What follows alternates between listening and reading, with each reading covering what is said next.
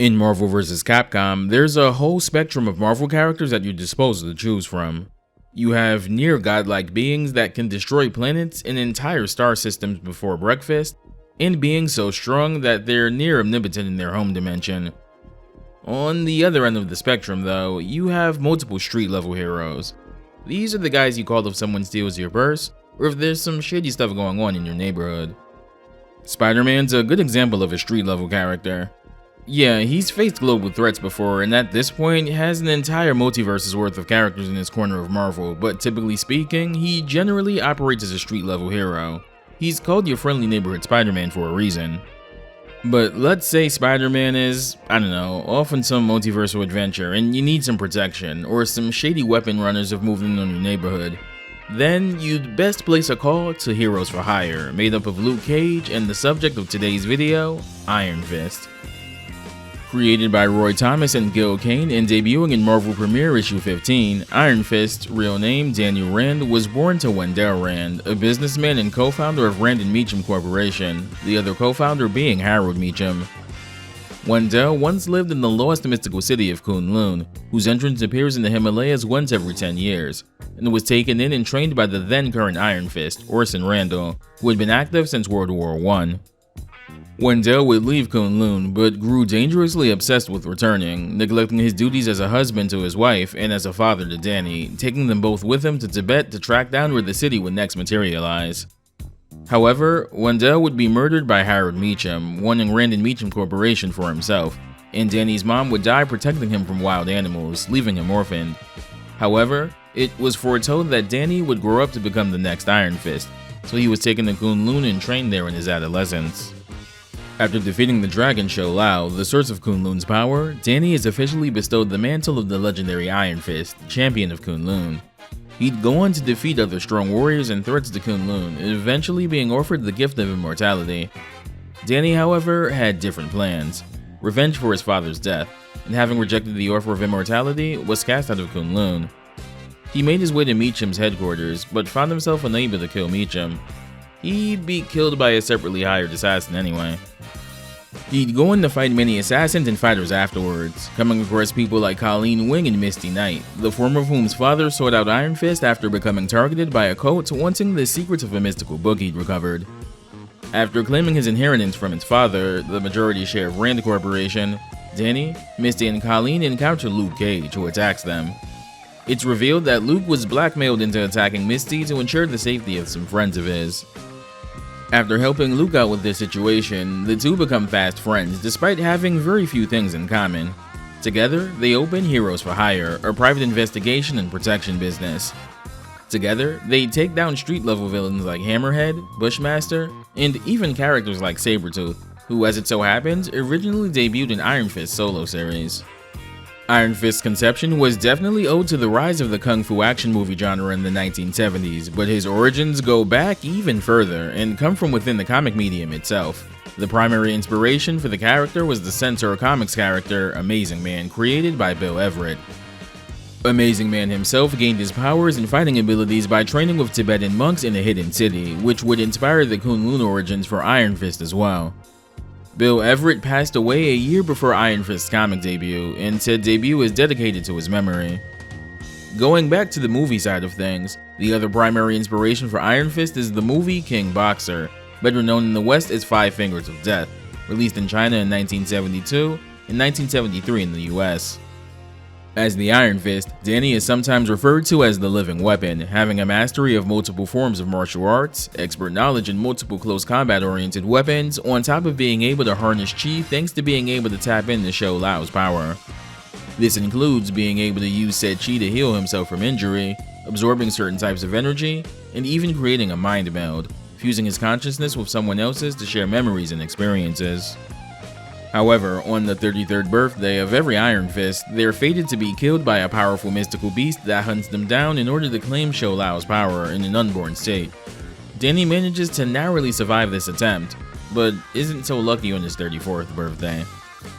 While a new Iron Fist would take up the mantle and become the main Iron Fist, Danny would eventually be resurrected by the god Osiris and was given powers similar to, but even more varied than what he had before, now going by the name Ghost Fist.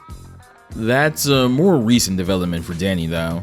When he was added as a new playable character to Ultimate Marvel vs. Capcom 3 in the fall of 2011, he was still good old regular Iron Fist.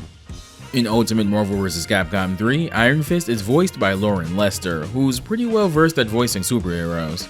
He voiced Iron Fist in Avengers: Earth's Mightiest Heroes, as well as Green Lantern in Batman: The Brave and the Bold.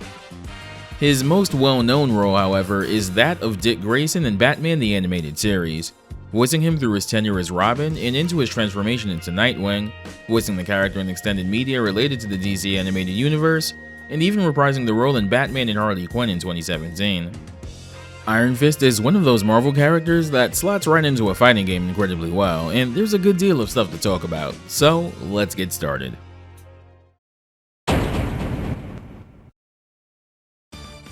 Iron Fist, being a martial artist, is a fittingly rushdown-oriented close combat brawler, with some scary pressure once he gets started, and some interesting tools that help him offensively, defensively, and even meter-wise. Iron Fist's theme in Ultimate Marvel 3 is befitting his character, an upbeat, kinda funky theme that wouldn't sound out of place in the kinds of kung fu movies that inspired his creation in the first place. I know y'all are probably tired of me talking about how fitting the character themes are in the vast majority of these games, but I don't think it can be underlined enough. This song is still one of the first things that comes to mind when I think of Iron Fist in any context. Iron Fist is a menace when his feet are planted firmly on the ground. Anywhere else? Well, that's a different story. He has incredible ground mobility, boasting one of the fastest wave dashes in the game. He has some great advancing normals that assist with grounded pressure. His hyper combos are all pretty great overall. His chi buffs are incredibly useful for extra damage and meter building. And he's a great team player, thanks to his Rising Fang assist and great DHC options. Despite the above though, he really only shines on point with assists instead of in second or third position, and he has pretty much no aerial game plan to speak of, pretty much all of his combo conversions being ground only affairs. I do want to note Iron Fist's launcher, as it perfectly encapsulates his biggest weakness of being a primarily grounded character. His launcher whiffs on anyone in the air. Not that you'd want to have Iron Fist in the air in any capacity for long periods of time anyway, but it is worth noting. It does hit low though, which is fairly unique for a launcher. Iron Fist has two command normals that have some pretty notable utility. First is Dual Palm, done with back and heavy attack.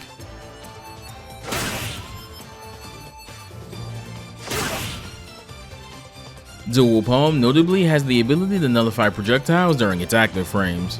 It can be tricky to time, but doing so also gives him an opportunity to safely whiff cancel into one of his Rekka attacks or a chi buff. Quick Kick is done with forward and heavy attack. This can notably be jump cancelled. All of Iron Fist's quarter circle moves, be it quarter circle forward or a quarter circle back or Rekka moves. Notably, Iron Fist can chain up to 3 of these Rekka moves into each other, though there are some restrictions. No 2 specials can be used in a row. You can, however, use the same move twice in a chain if the second move in the chain is different from the move that's repeated for the third part of the chain. Iron Fist also has a couple Rekka moves that can specifically only be used as enders, only usable in the third part of the chain. In WoW, his chi buff moves are considered separate from the Rekka chains. Any of the Rekkas can be cancelled into a chi buff. You can't do it the other way around though. First is Lotus Whip, done with a quarter circle forward and light attack.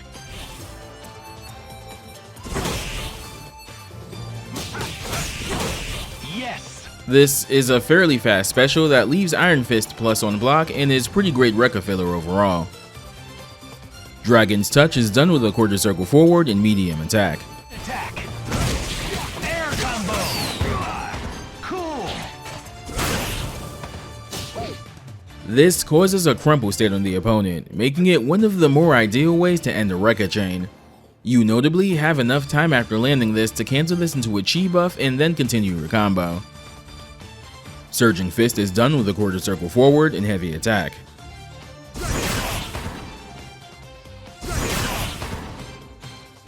This is also a good Rekka ender thanks to the hard knockdown it causes. Dragon Punch and any attack button initiates Iron Fist's chi buff. Iron Fist poses and his fists begin to glow. The attack strength you press dictates the chi buff you get, and the color of the flames engulfing his fist denote which buff is active. The light version has its fists glow red and initiates a 20% damage buff for a limited amount of time.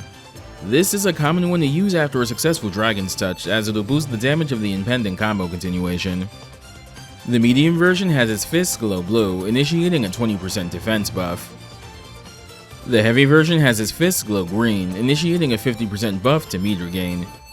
If Iron Fist tags out while any of these buffs are active, he maintains them indefinitely as an assist until he's tagged back in. Only one chi buff can be active at a time, however. Chi manipulation is one of Iron Fist's most common abilities in the comics, using it for everything from healing injuries and even energy projection. Dragon Tail is done with the quarter circle back in light attack.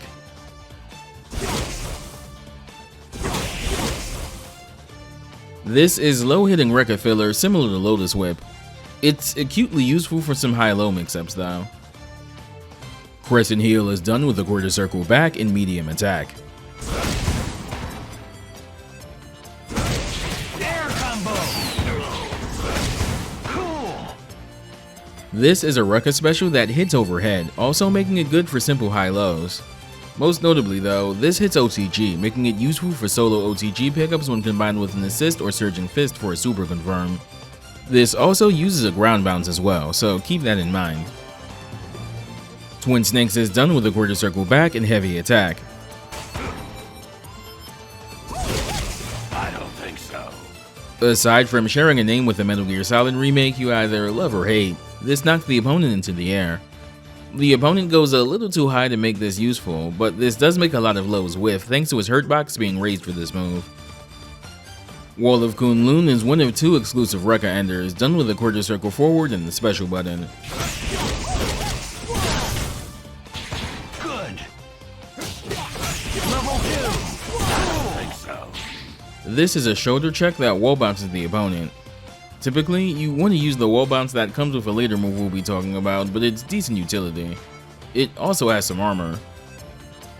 Rising Fang is done with the quarter circle back and the special button. Yes. This is a rising kick that also wall bounces and is the second of his exclusive Rekka enders. Again, this wall bounce is best saved for another move, though this move does see use in a different capacity. More on that later. Iron Rage is done with a quarter circle forward and 2 attacks. Sweet.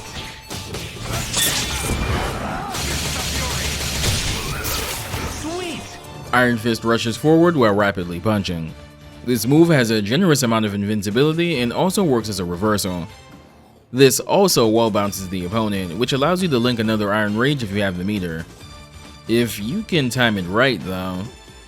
You can link into Iron Fist's second super, Volcanic Roar, done with a Dragon Punch motion and 2 attacks. Beautiful.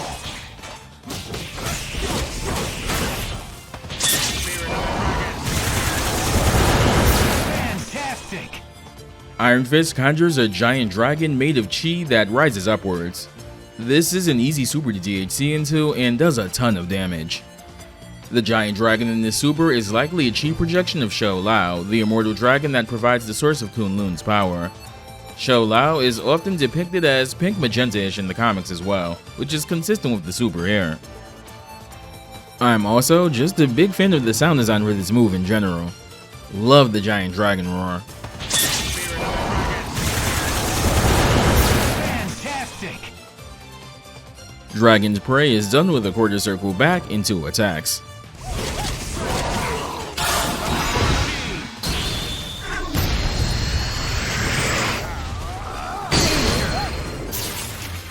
This is a pretty hard-hitting cinematic level 3 super that also causes a hard knockdown. The hitbox for the move notably hits above and behind Iron Fist a bit upon activation. Iron Fist's first assist is Dragon's Touch. Taco first attack. Taco assist. Iron Fist's second assist is Crescent Heel. Taco assist. Taco assist. I don't think so. His third assist is Rising Fang. I think so. Taco assist. I will return. Taco assist. I don't think so. This is generally the assist you want to use for him, as it's fast and causes a wall bounce. It can be ducked if you see it coming, but is otherwise pretty great. Iron Fist is a character with some pretty underrated runs overall, though there's one in particular that stands above them all. Let's talk about some of those other ones first. The initial Power Man in Iron Fist run is pretty good. The book started as a Power Man solo, but due to declining sales, Iron Fist was added since he was also seeing declining sales in the solo series, in an attempt to save both series. The book saw a rotating door of creatives writing for it, including Bob Layden, Chris Claremont, and Kurt Busiek, among others. John Byrne's Namor run from the 1990s features Iron Fist as a supporting character for a lot of the latter half of the run, and has a pretty interesting story behind it. Iron Fist had been presumed dead following the end of the Power Man and Iron Fist series some years earlier, and Byrne, who'd been writing Namor in the early 90s, had never been a fan of how that went down, and used the Namor book as a way to revive Danny and tell new stories with him as well. Kari Andrews' Iron Fist run from 2014, subtitled The Living Weapon, is also pretty underrated in my opinion, and makes for a nice, brisk 12-issue read. Luke Cage and Iron Fist would get another series in 2016, a revival of the Power Man and Luke Cage book by David Walker. This one delves into both characters' enduring friendship and also makes for a pretty great read. Brian Michael Bendis also had a Defenders run in 2017 featuring Danny and a roster pretty obviously meant to synergize with the MCU show of the same name. Bendis kinda understandably gets some heat for his style of writing and especially his dialogue, but I do think he's generally in his element for street level stuff like this. This book also features some fantastic art. All that said, when you talk Iron Fist, there's one run in particular that can't be overlooked when talking about the character. It's one of those cases where nearly everyone agrees that it's probably the best run for the character, and I'd be inclined to agree. It features a creative team featuring a writer and artist that I'll also be mentioning for another character down the line as well. If you know, you know. This video's comic book recommendation is The Immortal Iron Fist by Matt Fraction, Ed Brubaker, and David Aja.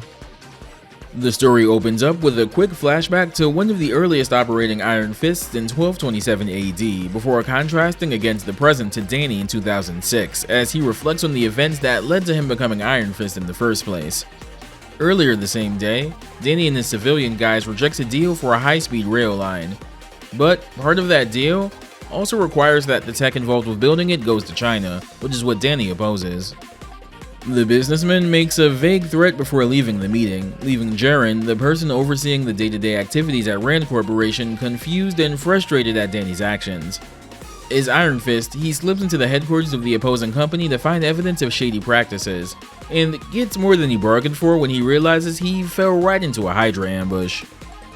The story then darts over to a mysterious man who's being tracked by two women who immediately attack him, only to be immediately disarmed by him before leaving a cryptic message. He's then revealed to be Orson Randall, the Iron Fist of World War I. Danny learns of his existence the hard way, as his Iron Fist powers actually fail him during an intense fight, because Orson is elsewhere using the Iron Fist, and it can't be used by two people at the same time without the other feeling some pain. Orson is laid low for several decades to evade the Chi Lin, a mystical beast that seeks out Iron Fists on their 33rd birthday to kill them. Orson tries to evade them by fleeing across the world, but only succeeds after diving into hard drugs, which suppresses his chi so the monster can't track him. This begins a tale that dives into the history of the Iron Fist legacy, showing that the mantle has been around for a very long time, and that there are several other mystical cities out there besides Kunlun, each with their own champions. These other immortal weapons also get explored a bit as well, the framing for it being a tournament that involves the champions of each city. Danny's supporting cast also includes Hero for Hire mainstays like Luke Cage, Colleen Wing, and Old Flame Misty Knight. While the book itself ends at issue 27, the run from the initial creative team ends at issue 14, though I think the rest of the book is pretty solid as well, even if those initial issues are definitely the book's peak. Generally speaking, this is considered to be the Iron Fist run, and for good reason. It's the run that firmly brought his corner of the universe out into the modern day, having time to flesh it out in its own book, instead of Iron Fist only being around in Heroes for Hire or other characters' books as a supporting character. This run also features some of my favorite Marvel art from David Aja as well. He's one of those artists where there really isn't anyone out there with a style quite like his, and he tends to leave a distinctive mark on the books he's been involved with. He and Matt Fraction in particular would team up for another defining run for another Marvel character as well down the line, but that's a story for another time. Here are Iron Fist's colors. Color 2 is a white and gold outfit based on an outfit he started wearing around the 2010 run of New Avengers. Color 3 is based on a clone of Iron Fist that replaced Danny from months back in the original run of Power Man and Iron Fist. Color 4 is based on the Steel Serpent, one of Iron Fist's oldest enemies. Notably, this costume also changes the insignia on Danny's chest to that of the Steel Serpent. Color 5 is also based on the Steel Serpent, the color scheme this time being based on his outfit from Iron Fist's short-lived 1996 book. He also retains the Steel Serpent insignia on his chest as well. Color 6 is based on Power Fist, a version of Luke Cage in an alternate timeline where he possessed the Iron Fist. His alternate costume is his design as seen in the old Ultimate Universe line of Marvel Comics. Here's all of Iron Fist's character interactions. I look forward to fighting a real war. You are not ready. Go for broke! I suppose we proved who the real master of the Fist is. My Iron Fist will shred that armor like paper. Sir Arthur is ready to do battle. Live and let die! This is one dragon you could not slay, knight. Daughters of the Dragon Call. They want their everything back. All right, Iron Fist. Let's see what you got. Go for broke! With some training, you might not be half bad. Technology is no substitute for skill. Let's give this new armor a whirl, shall we? Live and let die! Man of Iron versus Fist of Iron was no contest. Come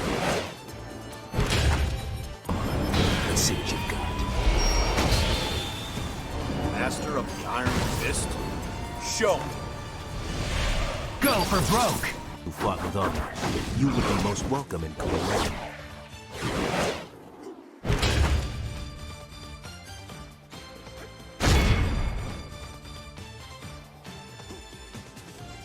A dragon will always beat a demon spawn. Resigned to your fate, I see.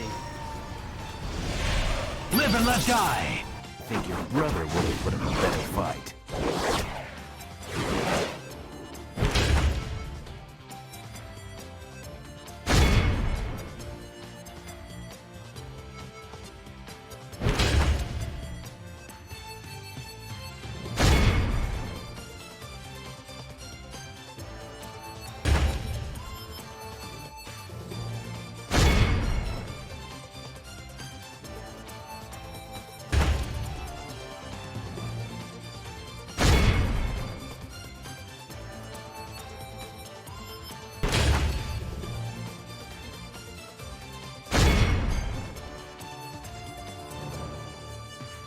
And here's his ending.